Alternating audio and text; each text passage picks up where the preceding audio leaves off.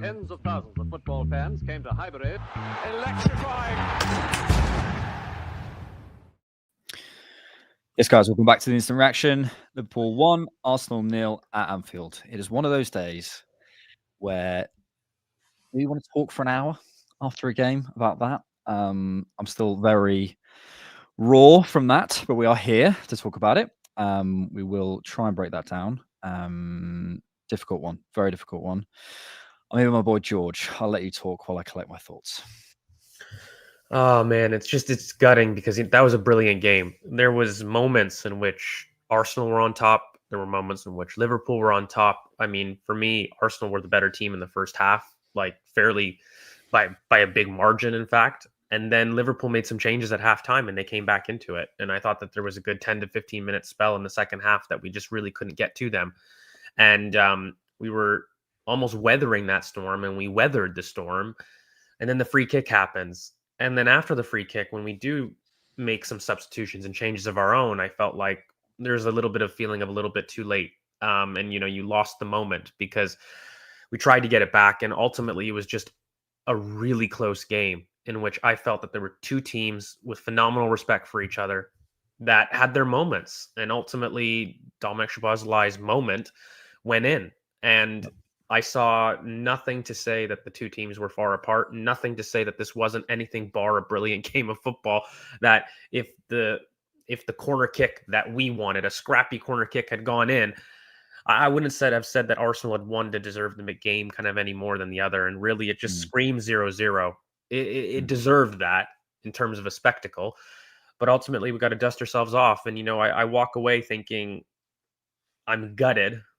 And I don't have Saka, Saliba, Ben White, Odegaard, Havertz, Timber at the end on the pitch, and it's just one of those where I know I'm going to sound really weird. It was a brilliant game of football. I don't care that I'm on the losing end. It was a brilliant game of football in which the tactics of both teams were, I respect you completely. And, there was, again, in my opinion, the first half, Slot got it wrong. We were on top. And I think the only thing that we could have done better was dropping the ball onto Nani Madueke with a lot more frequency, because he had the beating of Kirkes quite a bit. And then I don't think that we necessarily maximized some of our chances in the first half. There was definitely a goal or two. And then I think that one thing Slot did, which was brilliant, actually, by the way, was he was dropping one of his midfielders deep. If this is tactical, let's do that in the game analysis, because I think let's just keep it stuck on the headlines. I think for me, the frustrating part is, and my headline is basically one of two ways. You could look at this game and you could go, actually, we did have, there is a very easy world that you can see, as you mentioned, where we play this perfectly. And we're sat on this instant reaction and we're going a really controlled first half performance where Liverpool are expecting us to break on them, and we're like actually keeping it calm. You could hear a pin drop at Anfield at points in that first half. It was crazy. Yeah. It was a completely different atmosphere to the one they wanted. We were asking them to do very, very different things to the things that they wanted to do, to run at us, that we were asking to break us down, and they couldn't do it. I thought it was some great individual performances. And then, say second half, I think we were slowly beginning to turn the screw a bit more, the substitutions, etc., about to come on, and maybe we go and nick a win, and we say our first one at Anfield since 2012, and here we are. So we're so close to doing that. So you could sit here and say that, but also, and maybe this is just me in the frustration of post game, I find myself going like, why do I feel like that's us at every big hurdle? And that's why I feel like it's one of two ways, and ultimately it just depends how the season plays out. This could be unfortunate and not a sign of things to come, but it just feels like, to me, the tiniest things are being punished. I mean, it's a ridiculous moment from Szoboszlai. It's ridiculous. It's an unbelievable set piece, and an entire game, how we analyze, what we talk about. Oh, Mikel Arteta hasn't got the minute. Even Sky at the end were going, Arsenal just didn't want to win that game, and all those narratives that are going to come out based on one moment where it's an unsavable free kick. It's unsavable. But so we can sit here and go, oh, it's so frustrating, and that's us, and come on, pick ourselves up, guys.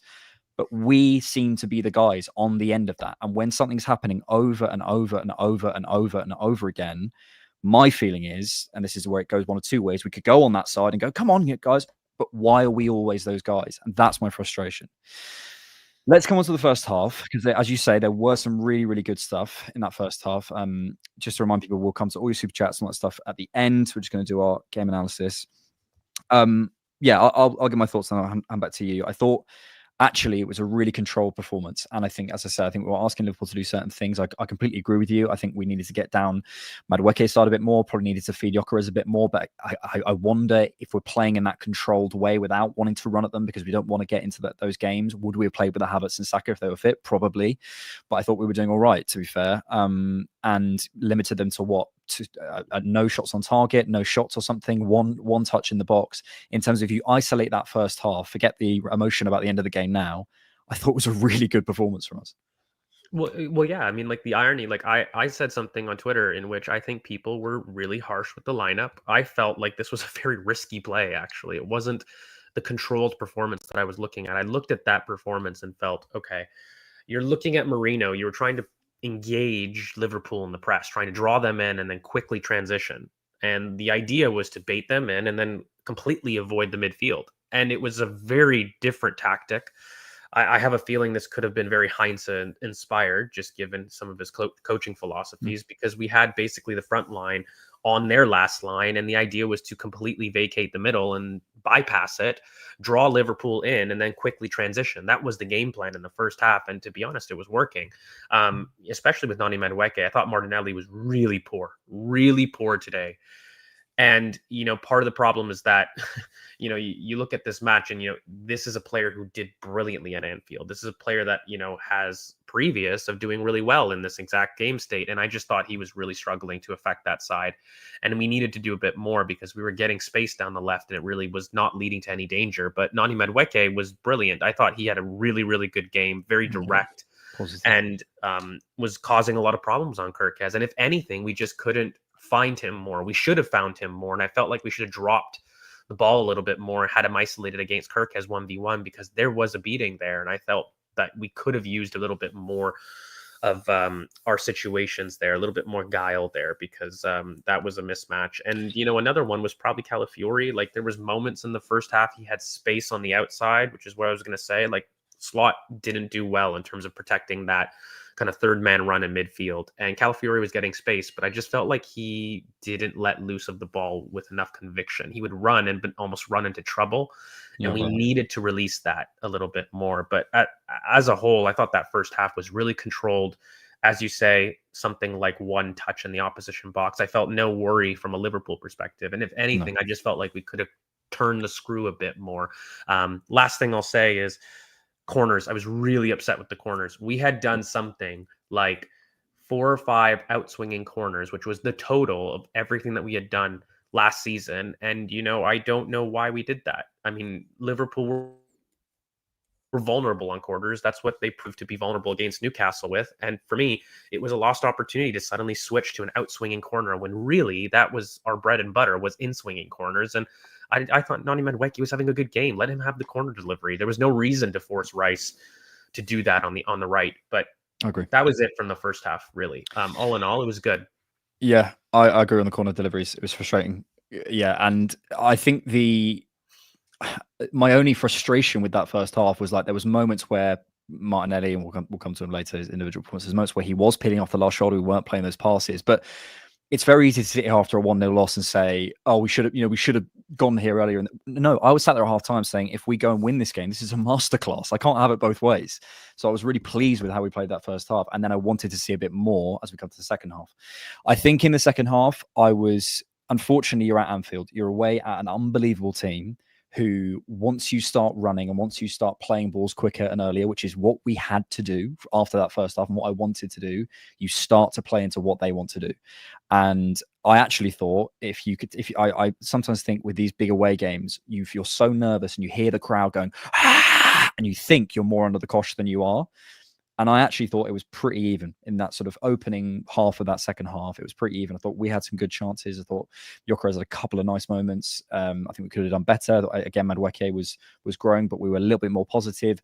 The game begins to stretch, but again, defensively, actually, I agree with you attacking wise, but I thought defensively, Calafiori that's one of the best games I've ever seen him play defensively up against Mo Salah. So I think he had a fantastic game. Thought Zubimendi maybe struggled a little bit as the game stretches, but that's kind of his bag as he adapts a little bit. But I thought we were all right. And you're sort of going, is it going to be a corner? Is it going to be a substitution? And I can sit here and say, again, I could sit here and say to you, why are we not trying to win that game and going earlier? Maybe we could have gone 5-10 minutes earlier. I talk about this with Rohan on TCP Live. When you lose a game, the subs are always late. It's like, so what? That's always the analysis.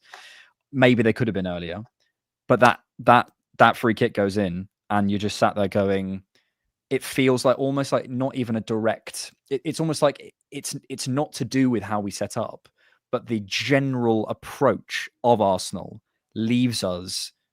Those moments don't favor us. We don't appear to have those things in our locker, and that's why the Declan Rice thing, the 2 free kicks, stands out in that way, because we do not shoot from there, no chance, and they do, and that's the kind of conservatism that is in our team and that we're trying to address with Eze Madueke. But obviously, Eze, whether he wasn't fit to start, I don't know, but it is something that it's that 1 or 2% that we always talk about, and it feels like it's hurt us again. I'm trying not to go too far down that road, but it does again. It's like the PSG game. You go back or whatever. It's just, yeah, I'm trying not to lean into doomerism, because it's 3 games in, and we did have a very good performance, and there was the problems. It's just that last problem, that conservatism that we keep talking about, but we are trying to fix it. We have signed players to try and fix it. And when you've got 5 starters unavailable, there's some things that happen. But yeah, just talk to me about second half. Yeah, so I'll get into the tactics and then kind of how I feel broadly about it, because I definitely have some things to say on like the broad feeling of this post game, because it's a gut punch, right? And I think it's important to talk about the opposition being able to do tactics, mate. And they are title rivals. Like I don't understand why we can't appreciate where, if in the first half we've got a jump on Liverpool, which really was the narrative of the game. Slot again had 1 touch in our opposition box. He was getting dominated. Let's have it right. And the thing was, he had to go into halftime, and I noticed a change. And, it really came down with Curtis Jones, actually. And, being able to drop someone else between the lines to allow Wirtz to be a little bit less involved in build-up and more involved in the pockets. And what it meant was Liverpool had a lot more opportunities to feed centrally. And so while the game was being stretched, there was a lot more opportunities for me that we were finding balls through our own press, and they were finding space in the pockets with a lot more frequency. And it was because they just added an extra man in midfield. And so when we had our normal 4-4-2 press, by adding Jones to kind of pop in, and Wirtz, instead of him doing kind of more of the build up and focusing more on their wing play, they attacked central and they switched a little bit more. Whereas in the first half, they were a little bit more focused on attacking on the wings. And what that meant is just a little bit more space, a little bit more times in which Virgil van Dijk was able to find a central pass. Even in terms of the free kick, it's just a simple central pass that we pull on a foul, and that's what gives away the free kick. But there was tons of those moments happening 5-10 minutes before that moment. And it was because of the slight switch that I thought Slot did brilliantly to see.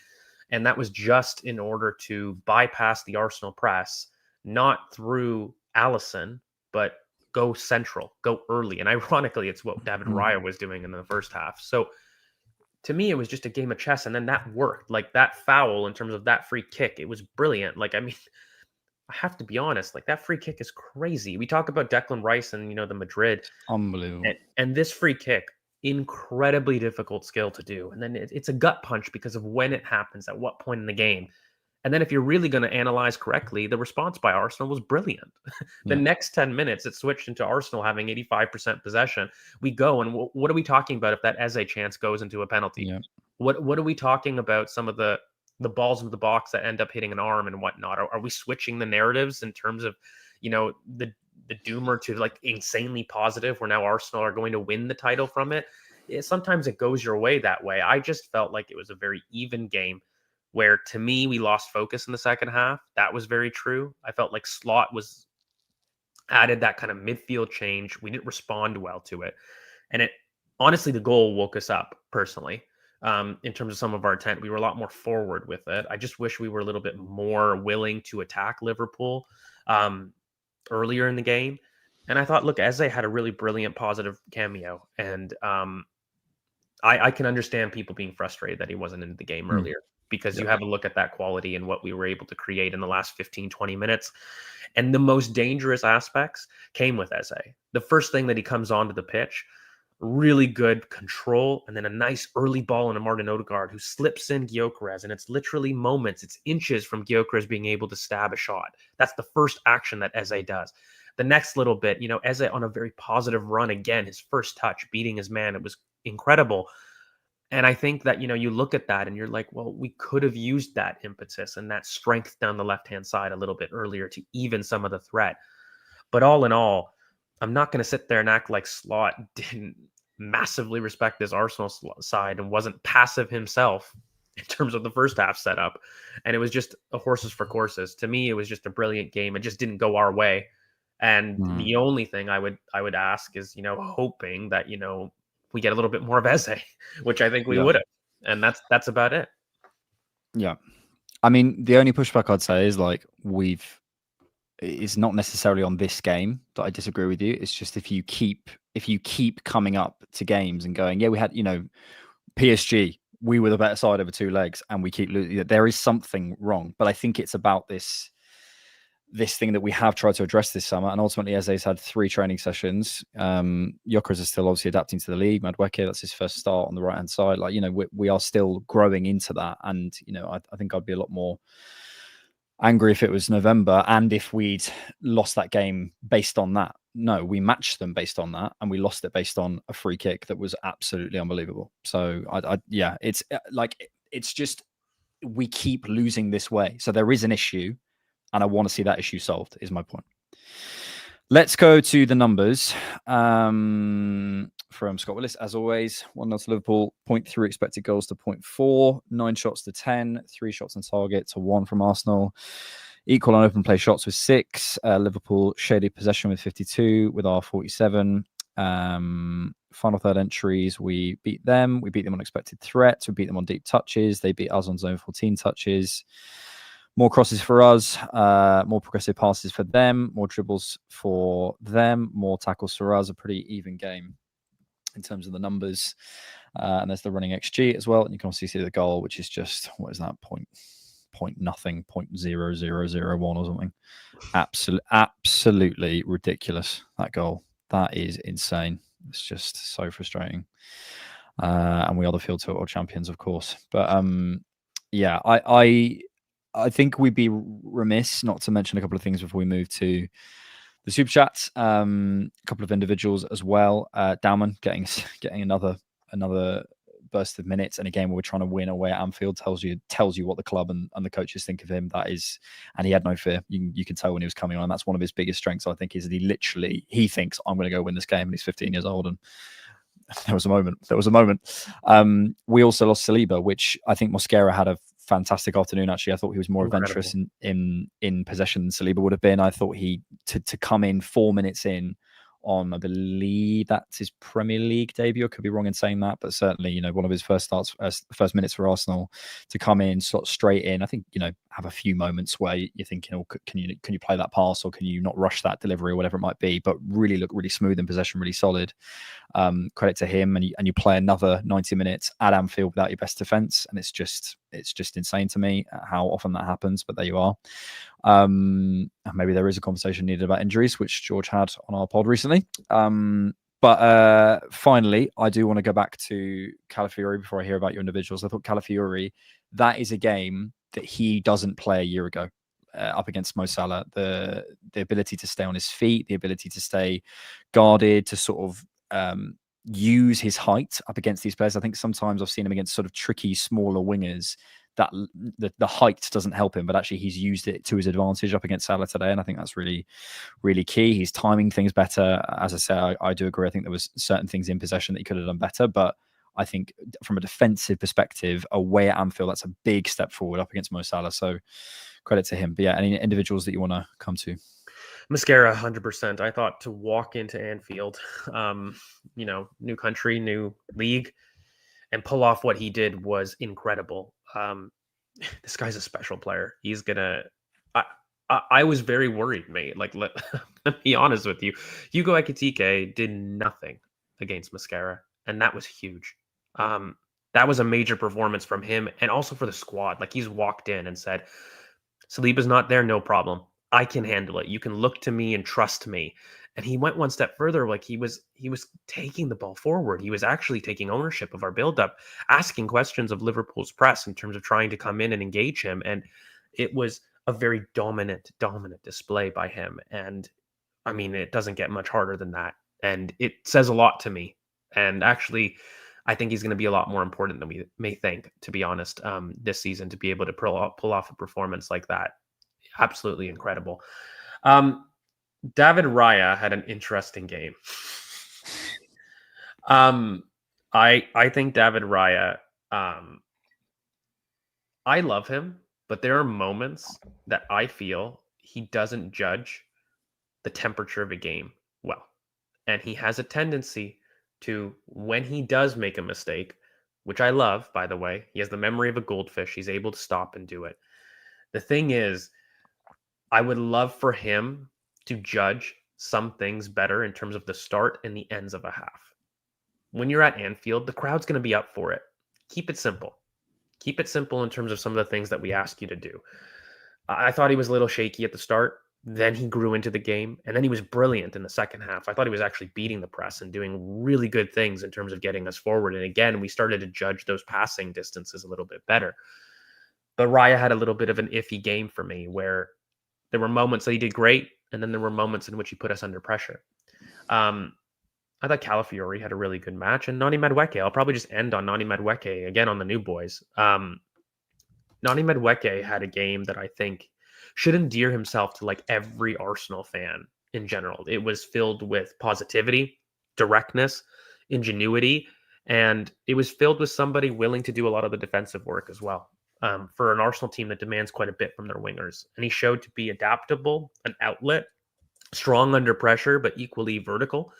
And this was a guy, if anything, that I felt like maybe we could have had Max come on a little bit earlier and throw Nani on the left, only because Martinelli was having a very tough game. And I don't know if you want to have that discussion right now, because I thought he had a very difficult game. One of his worst performances that I felt in a while, because he was running into alleys. He was also... Let's come to it. We've got on the super chats. Let's come to it in the super chats.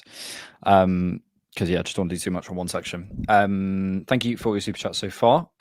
We will get to as many, well, all of them, of course, over the course of the end of the show. Adam White, play for a draw. That's what you get.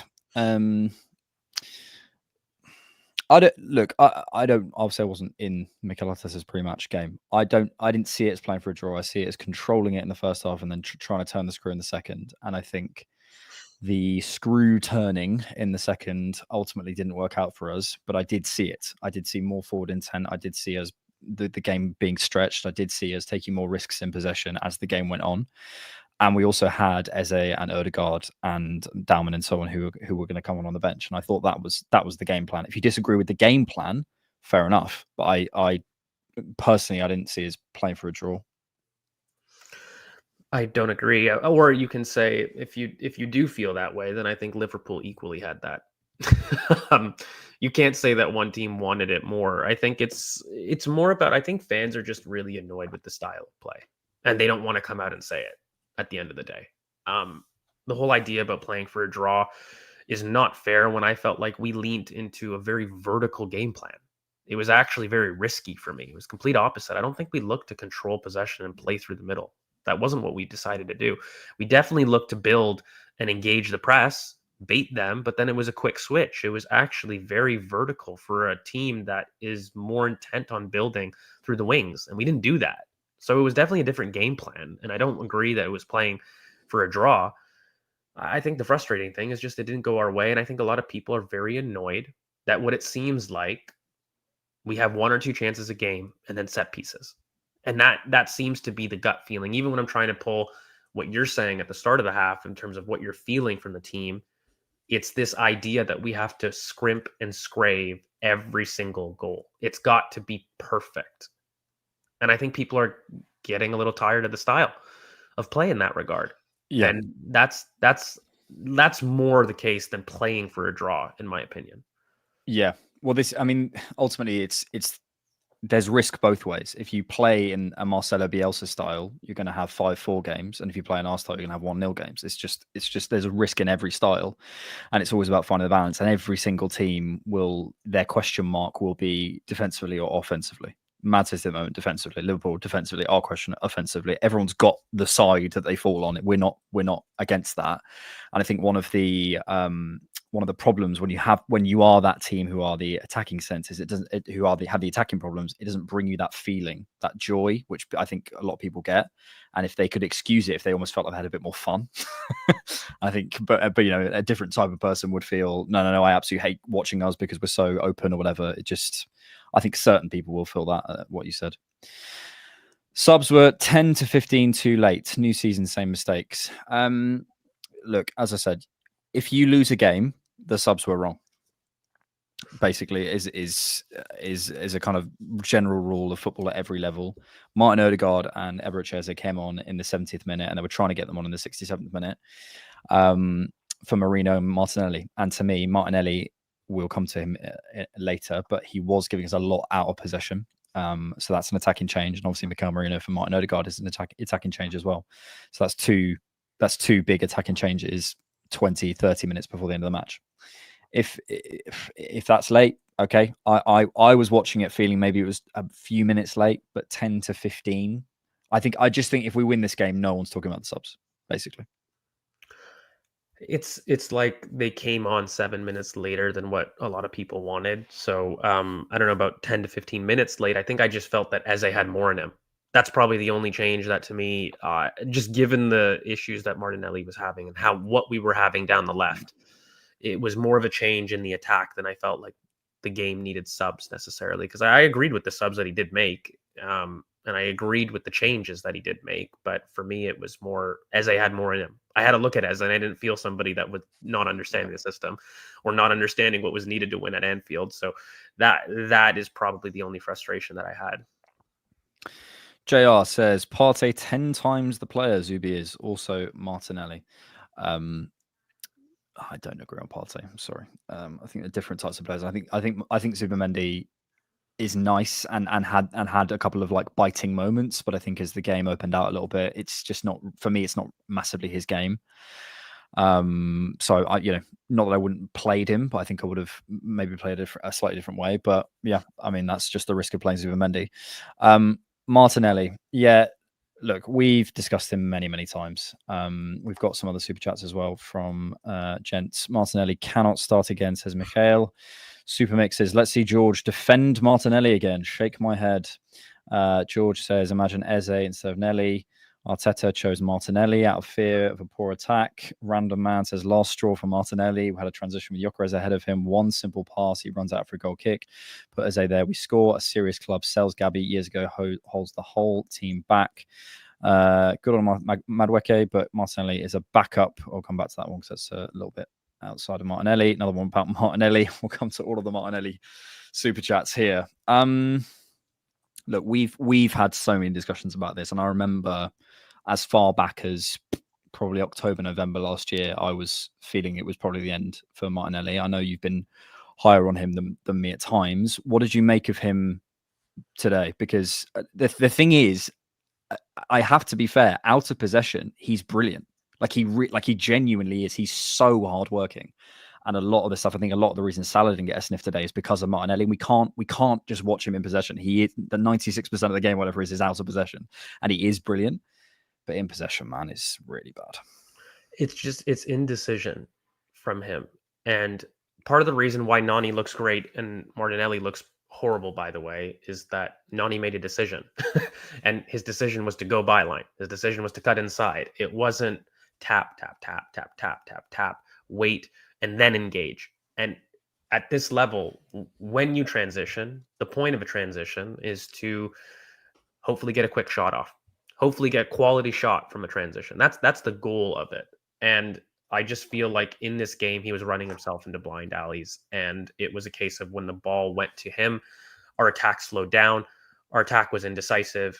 And, it even happened a little bit with Calafiori as well. Like, it wasn't alone. Like, the left-hand side just did not have a good game in possession today. And, Calafiori, even on his runs, he was bringing the ball forward, and he was even running into Martinelli. He was running in the underlap and waiting to lay it off. And, there was a lot of indecisiveness on the left-hand side.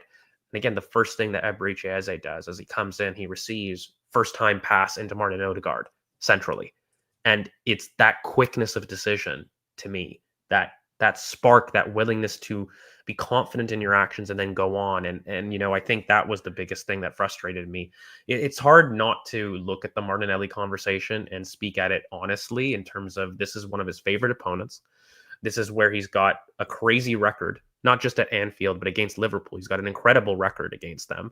And when you have a look at the lineup in terms of what we were doing with both Martinelli, Gyökeres, and Madueke, that's a very transition-heavy lineup. There wasn't a ton of stick it kind of and ball retention in that front line in terms of balance. Who was going to be the one that was going to hold on to the ball and get others into play? Very little. I mean, Gyökeres worked really hard, low touch, low impact, had something like his first touch late in the first half. Martinelli, a low touch forward who in theory is going to transition. Nani Madueke, the same thing. We were missing the balance of an Eze, regardless, or an Odegaard, or something in there.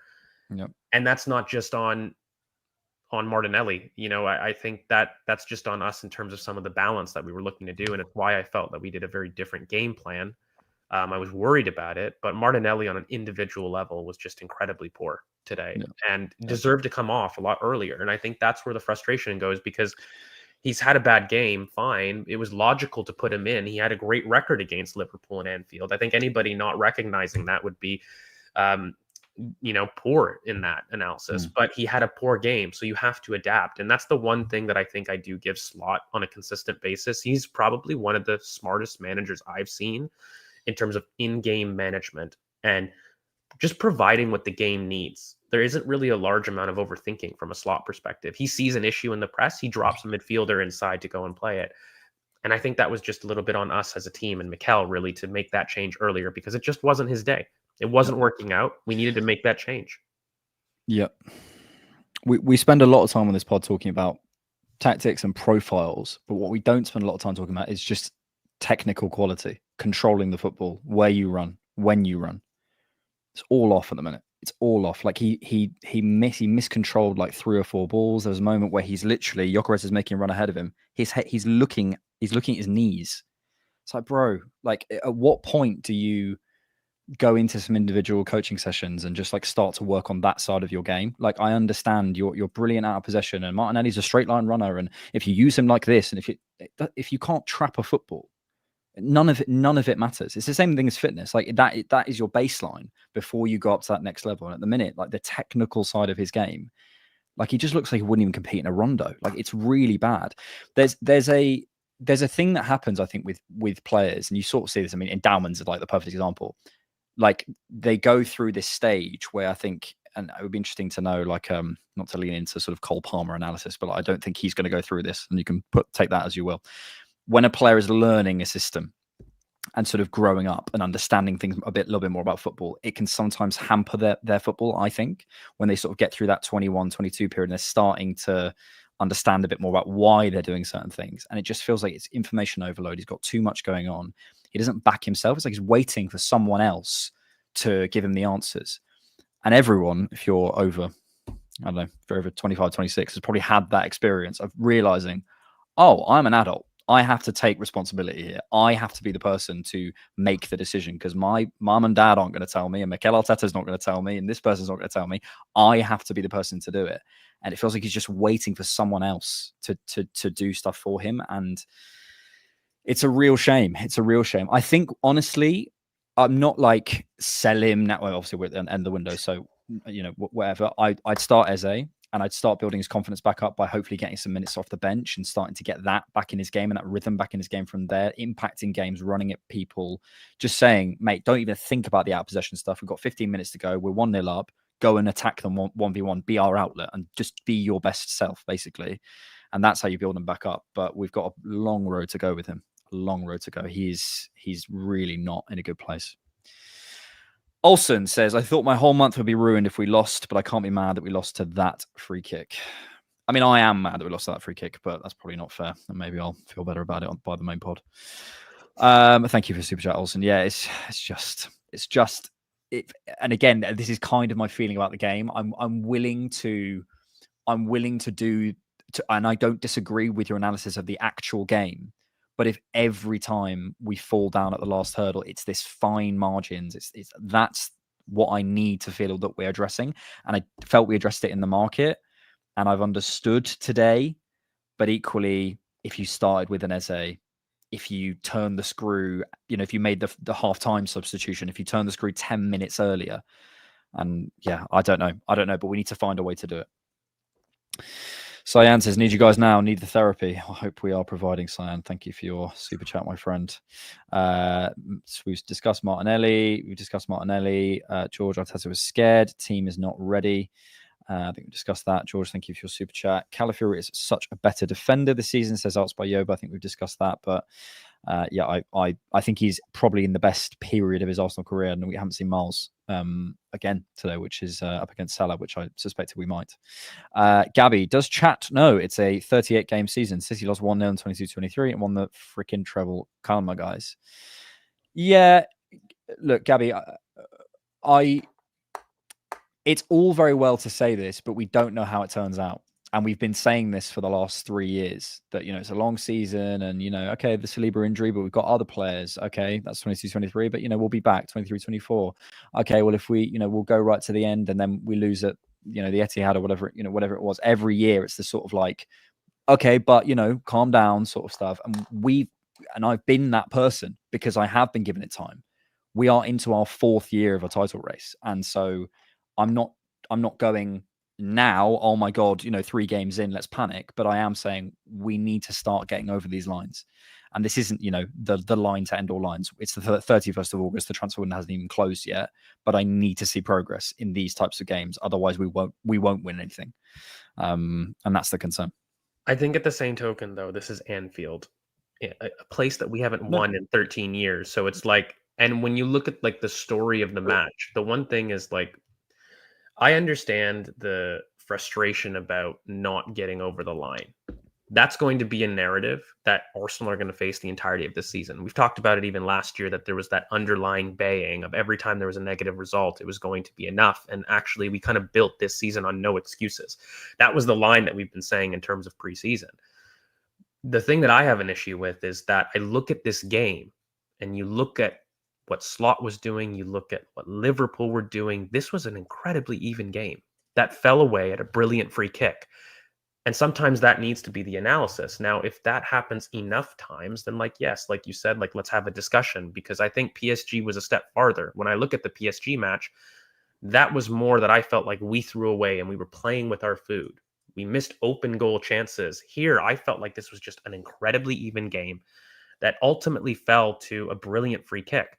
I didn't see us miss like an open chance and us not take our food. I didn't see some of the same issues that plagued us in some of the other matches of last season, in which I felt like we weren't clinical. We left goals on the pitch. This to me just felt like a really hard fought game that we lost on the day, and it can happen. But I'm with you. If this happens as far as a pattern, then you're going to sit there and you're going to say, this isn't good enough. We need to sit and reflect. Ultimately, it's a line. And as I keep saying, I don't disagree with what you're saying at all. Like I think it was a very even game that was lost on a free kick. And people will say, but PSG was a very even match that we lost because we had injuries. Go back to, you can go back through every single line we didn't get. It's back to the Europa League. Every line we didn't get over and give a reason. There is always a reason. The point is we need to get over these lines, however that happens, and that's the question for the manager to answer. It's the first line of the season, so I'm not going to freak out and go, oh my God, but I want to get over these lines, and I think we need to be aware that that's what we're trying to do at least. Arteta chose Martinelli out of fear, poor attack. Hopefully we've spoken enough about Martinelli. I think we discussed that there with Random Man Super Chat. Good on Madueke, we discussed him. Gyökeres can't win duels in the Prem. We need a target man. Glaring issue now is the lack of deep passes into runs from the forwards. Yeah, I think we're beginning to do that. I will for Gyökeres today. Actually, I thought he really struggled back to goal, but that's always going to be the case. I actually massively blame players like Zubimendi and even Mosquera is probably a little bit harsh, but players like Timber and Calafiori. I think they were waiting on the ball. Declan Rice as well, waiting on the ball. and he was making runs. And as the game progresses on, there was a few balls through, but nowhere near enough to actually stretch Liverpool's defence and create some chances. Also, when you have players like Eze and Madueke on the pitch, you can arrive in those, and Marino, who can arrive in those spaces, someone who can stretch it and maybe not get a shot off, but can get the ball back to you at the edge of the box or whatever. Yeah, I don't think we did that enough. Kyan VTuber says, really needed Havertz today and Martinelli. Yikes. Yeah, we discussed, I think this would have been a Havertz game, certainly in that first half, and then a Gyökeres game in the second half. Again, I want to see that sort of, those sort of interchanges. Is this the first Max match where he hasn't won a penalty? Hashtag Dowman out, says Saleh. It's disgraceful, isn't it? He's 15. He didn't come and win the game for us. I'm interested to see what people think on rewatch of the Eze chance in the box, is all I'm going to say. Yeah, he needs to shoot. Because I'm struggling with this. I really am, mate. Like I see it in group chats. I don't think you're the only one. Like I'm struggling. A moment defined this, which to me was a very even boxing match. It really was. And, you know, I don't even think it was just an incredible penalty, but it was the idea that luck could go your way, that has been given. That free kick, how many times does Szoboszlai take that free kick and that actually goes in, regardless of it being, you know, a foul and whatnot? Like, it was just a brilliant moment. It was like 0.0 something XG. I mean, I'm sure Madrid were feeling that way from Declan Rice's free kicks at some level. Sometimes moments define you, and they define kind of a game. The problem is, like you said, when you have a moment and moments that define you not getting over the line as a pattern, and that becomes what our jobs, or hopefully our jobs as commentary, is to define when that is. Is this a data point? Is this a trend line? And is this us? That's a question that I think a lot of people want answered.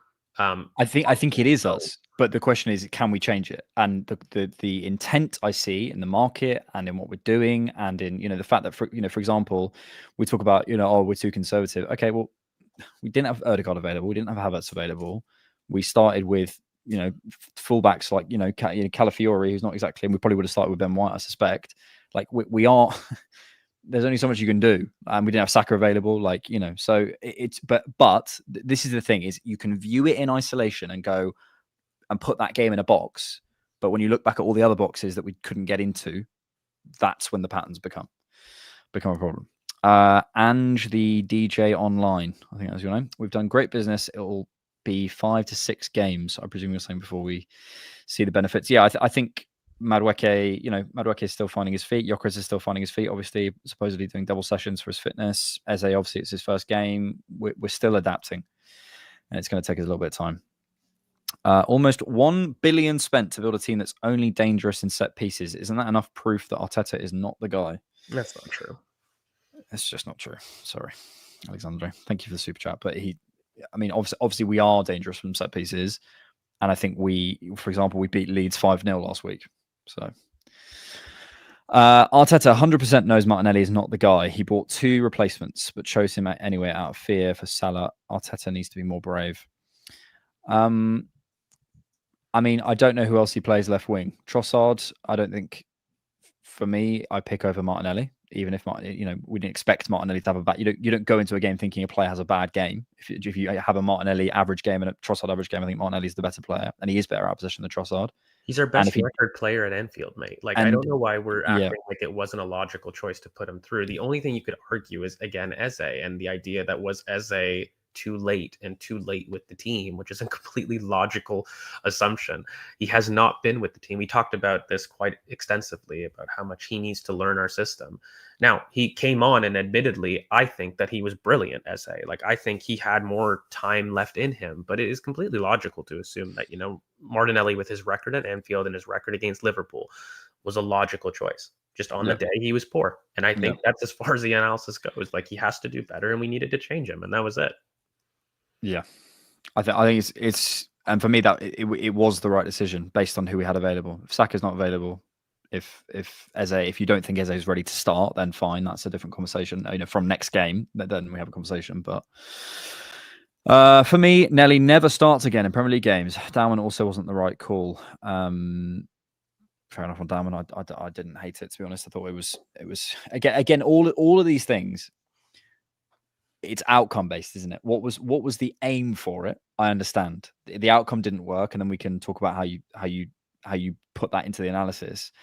Dalman is one of our most fearless players right now, and he's probably the player who appears to make things happen when he comes on the pitch, even though he's 15. So does it make sense to put him on in the 88th minute at Anfield when we're trying to chase a goal? Yes, to me. If it doesn't work out, that's a different conversation. But it's not like you're putting, you're not putting Norgard on at centre back as a change. That it's just not. There's no explanation there. If it doesn't work out, that's a different conversation. Narratives about mentality coming out, but I'm not going to let a 40-yard screamer change the narrative. We largely controlled it for 60 minutes. Draw would have been fair, but we always concede the low XG chances. Yeah, we always seem to. Yeah, and we can only go back to what we've been saying. I agree on this game in isolation, but the broader picture, I think, does need a look, and hopefully we can turn more of these games around, because that is a concern.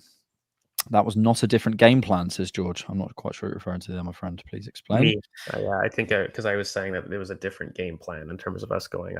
I don't agree. I saw a very different game plan in terms of why we used Marino at right central midfield, in terms of the front line that we chose, incredibly transition heavy. We didn't want to play through the middle of the park, and I think it was a very different game plan to what we have been used to. We built through the sides. I didn't see more than 5 attacks built through the sides in this match. For me, it was very different. Liverpool are always at the best in the big games. If this is their best, then I'm more confident now than before, barring injuries, of course. Yeah, we actually haven't really spoken about Liverpool, who I thought showed you their vulnerabilities today. I think when you stop Liverpool running, you see in build-up there's a lot of shakiness, and there's a lot of like passes that are going to wrong feet, and they're stretching and they're panicking and they're relying on the athletic capacity. And they're staying up the pitch, the Wirtzes and the Ekatikes and Salah's waiting for the ball to come to them so they can run at you, and that's fine. But it creates a lot of spaces in the midfield, and I thought we saw that. There was a lot of moments where Rice was nearly there, and on another day we break them down and we high turnover them, and we score 2 or 3 goals. I thought we saw their vulnerabilities. I mean, ultimately, it doesn't matter if you then go and do what they do. And that's kind of been Liverpool's bag. But I also do think we can see that they are vulnerable and they will lose games. They will lose. And it's literally exactly the same as last season. They have vulnerabilities.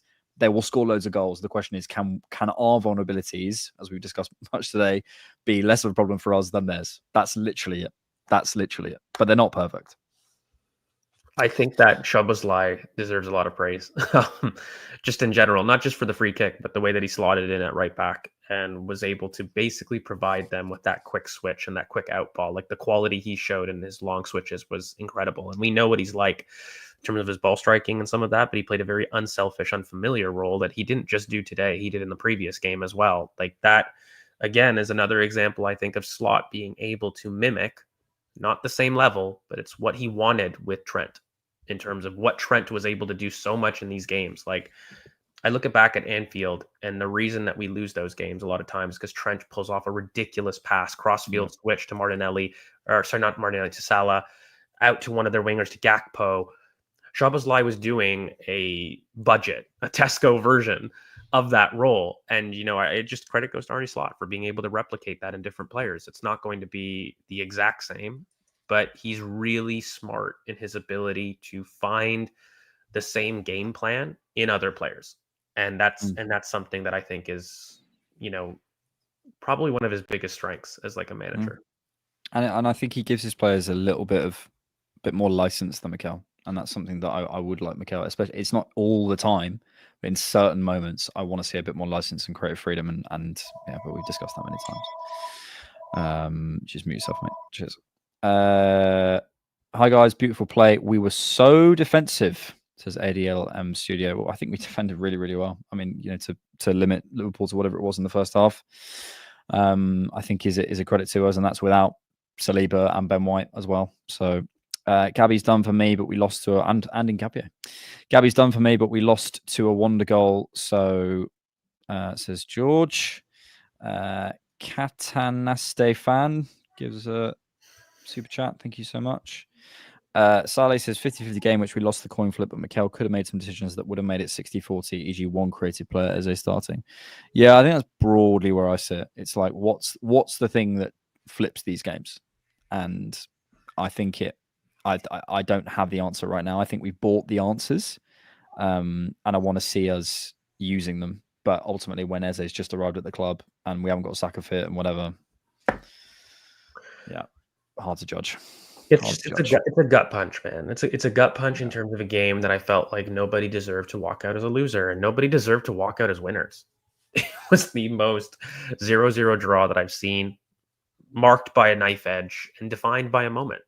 And that's kind of where I stood, and I'm gutted because it didn't go my way. But I just think even if it had gone my way, I'd be talking about the impact of the liftoff as opposed to the performance. If we had walked off and the things were switched and we were the ones with the free kick, I wouldn't be sitting here saying, wow, what a performance. It was amazing. We completely dominated all the way. No, very 50-50 game that won our way. But the impact and the liftoff of beating Anfield for the first time in 13, like that would be my analysis. It wouldn't be the performance. No, I agree. Alfie says, guys, we were winning the midfield battle with 4-4-2 first half and swapped to a 4-2-4 out of possession in the second half. They ran through us after that. I think that's George's stuff about Jones with the extra midfielder. My decision to invest in Noni stocks proving wise, says Sally. I think I'm excited to see more of Noni after the international break. Is he away with England? Is he in the England squad? Do you know? Is Nani in the? I don't know if he was called up. I think he is. Let me check. I've got the England squad here. He's been called up. Yeah. So we'll see him with England as well, which would be interesting. Nikhil, with super chat, thank you so much, mate. Why did Arteta play Saliba? He was injured in warm up. Look, with these things, mate, you have to follow the players, and I think it's that he turned his ankle in warm up. Ultimately, if a player is saying to you, I want to play, I'm fine, what are you going to do? Just take them off at Anfield? No. So, it happens. And I think we can only praise Mascara for the performance he put in. I thought it was really, really encouraging. I think that's one of the, it's the most secure I've felt about Saliba not being in our team for a long time, if he's available, which is good. Resubs, don't forget Saliba used one of our windows, only 2 windows to bring on 4 players in the second half, probably changed the initial plan. Yeah, possibly. We might have gone a little bit early with the subs. I think I still would have, maybe. But probably did change our initial plan, certainly. Maybe we would have done something 60 minutes. Who knows? My main man says, Szoboszlai's free kick had the same unnerving of Bruno free kick last season. It was far enough that I knew it would dip on target, and it was up to Raya. I was sort of watching it afterwards going, because I feel like this is always the thing you do, isn't it? You're like, are we at fault? Can I take anything? And I just... Raya's even move. He can tell where he's going, even as he's coming up. You can see Raya actually moving across. If it hits the inside of the post from 40, like there's nothing you can do as a goalkeeper. I don't think. Yeah, I don't. I just think brilliant free kick. Same thing. Like I'm not blaming, the Madrid goalkeeper for Rice's free kicks. I mean that was just quality, and this was just quality for Szoboszlai. That's about it. Yeah. Can big up the performance all we want, but the fact is we still struggle to score. Transition play only works if you score or you're left on edge throughout. We've discussed many times our transition stuff, but we still have, we didn't have Odegaard today, we didn't have Saka today, we didn't have Havertz today. We've just got Eze back. If we're sat here in 5 to 10 games and we've still feel as though there's big margins to go, then I'll join you. In terms of struggling to score, I think Old Trafford is the one that I would say that's a concern. Then we go and score 5 against Leeds, and no one's saying that. And then we're away at Anfield. If over a larger sample, we're still seeing that this season. Yeah, I could join you on that, but I think we're just too early. If we are struggling to score, then I just hope people are fair. And Liverpool struggled to score, who had 1 touch in the opposition box for the better part of 50 minutes. Like it has to be equal. Like, okay, fine. If that's the case, then no problem. Then admit that Liverpool were equally at fault for that. And it was just an incredibly even game for me. Like I don't buy this idea that it was, an issue from both teams, not going for it. It was just a highly respectable title deciding match that everybody wanted to be on edge. Nobody wanted to take the first step forward because you play your hand too early and you get caught. And there's a lot riding on this game. Both teams know it. So I think there was a little bit of apprehension from both teams in regards to that. But generally speaking, I don't agree. The only thing I do say is the Eze decision for me. He could have come on. He looked fit. He looked great. He looked like he understood the system. All the fears with it is I felt like he had more game in him, and that's about it. And when he came on along with Dauman, I thought we looked quite threatening, to be honest with you. Immediately created a couple of chances. So, let's see if this continues, really. And maybe the last thing that is fair, we played this was a Havertz game, and I hate that he was injured. Yeah, it is. But if it's like Mikel is consistently choosing Gyökeres to play a Havertz game, then we have a discussion to talk about. Yeah, But until he's available, we can't say. It's like, and we can't say it, and I can't make those conclusions. So right now, like I would have been pissed, I would have been calling for that, and I think that's a bigger issue for me, are the Eze stuff. So yeah, I agree. Also should not be so defensive, says George. Are we worried about Rice? Something seems off. He always starts slow. Every single season, I don't think that I look at Rice and I say, okay, you need a couple months of games in you. And I remember saying this last year. I thought he looked slow last year, and then by November he takes off and he does something like 10 assists, and he's man of the match consistently towards when it matters. I think I don't know. I didn't even think he was bad. I just thought he wasn't defining a game, if you want to call it that. Yeah. If Arteta was brave and we lost the game, still I would be proud, and at least he tried his best. A tough ground.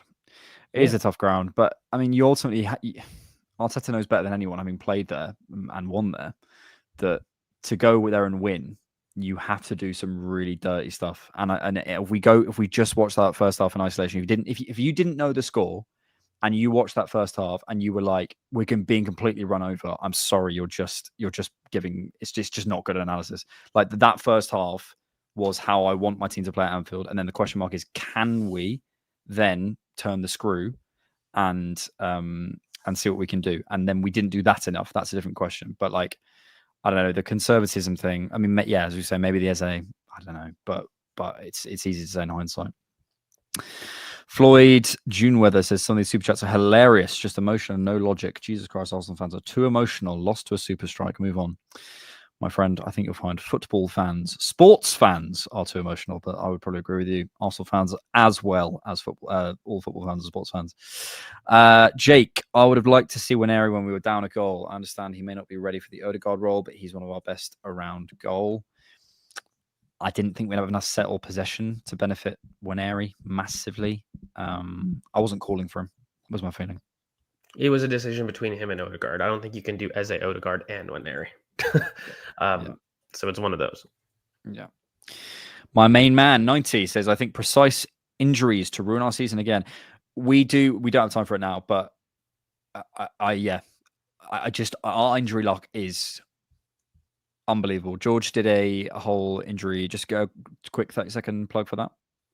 Yeah, no, it was brilliant. I talked with that physio scout on X and as well, I guess, on Instagram, and we just kind of went through the whole impact of all our major injuries. So Odegaard, Saka, Havertz, and Jesus were really highlighted in the YouTube portion. And then if you guys want to check out in the Patreon, we did a whole deep dive into rehab injuries, what it takes to become a physio, some of the things to consider on the road to recovery, and why there might be a little bit of ambiguity involved in terms of those return to play timelines for fans, and trying to understand and bust down some of those myths a little bit, and kind of stack up on the science. But yeah, it was a brilliant pod. He's a great guy. So check it out if you guys want to, in the link in the description down below. Getting good at this.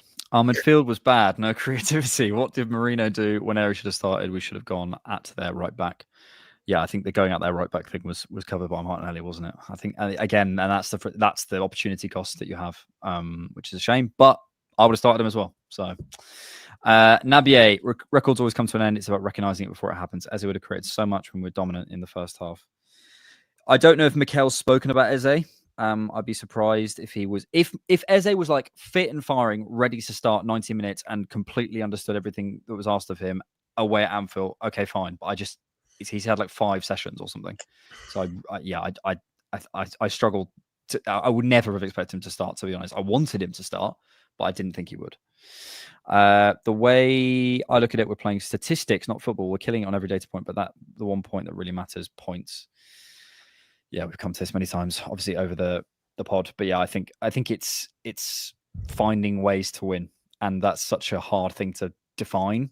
But you've got to do it. Slots found a way to do it.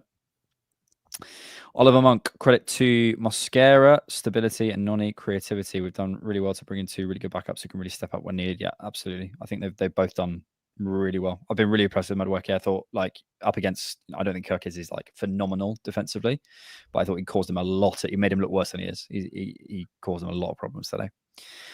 Gyökeres not inspiring confidence. A fit Havertz starts at least half of our games.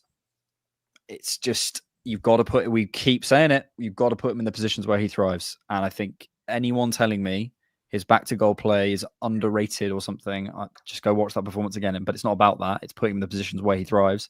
And right now he's playing Havertz games for me. A lot. Well, he's played 2 Havertz games and one Gyökeres game in Leeds, probably. Liverpool looks stronger physically than us.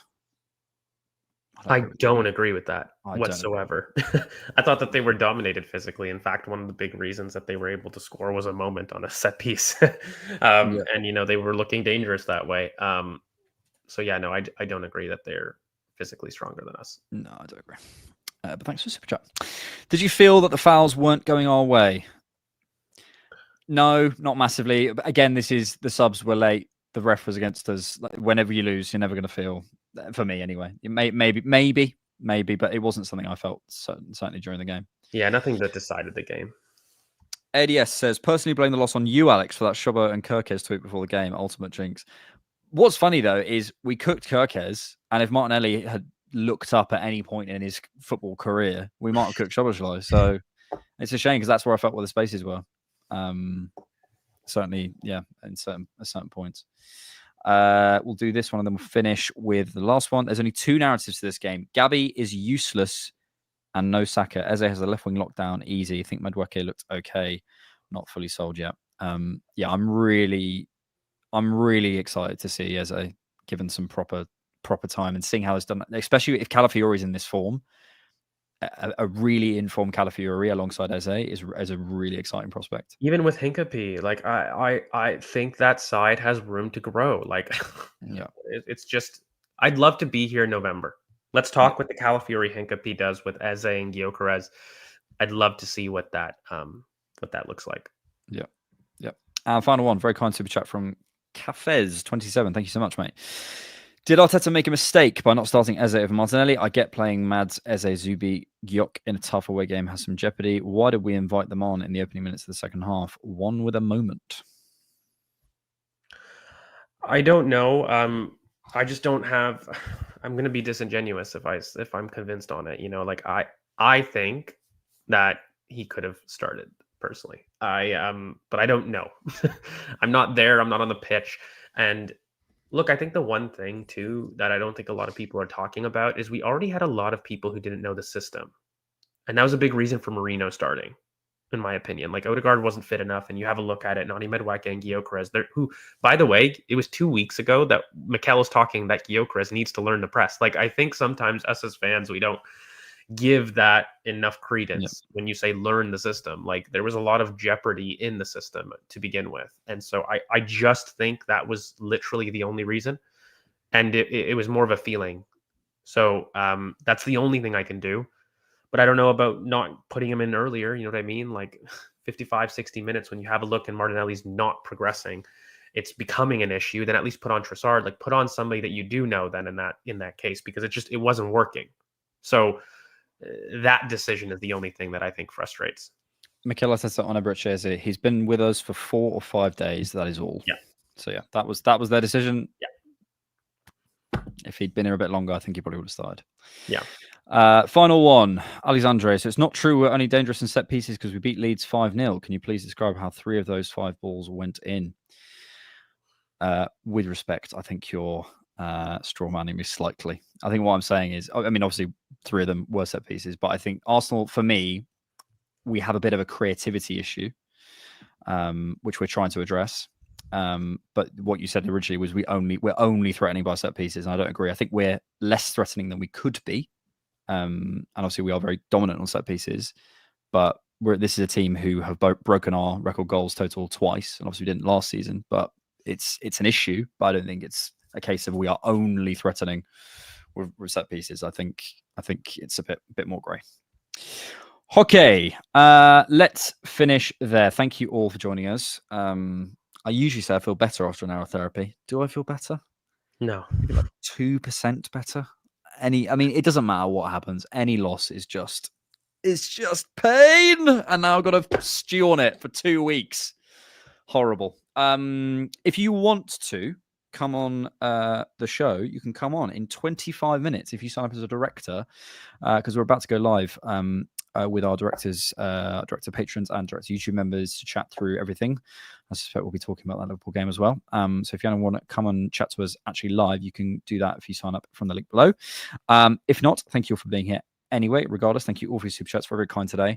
We will be back after the international break for the instant reactions, but obviously during the international break, we'll have Scoutids, we'll have main pods, we'll have probably a data pod will come out. I think a youth pod's coming out. Hopefully George will have his tactics corner stuff coming out. So we've got loads of content to keep you entertained over the international break. For now, thank you, George.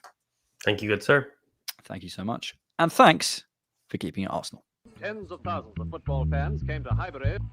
This was one kind of queue the ladies thoroughly enjoyed. Electrifying. Electrifying.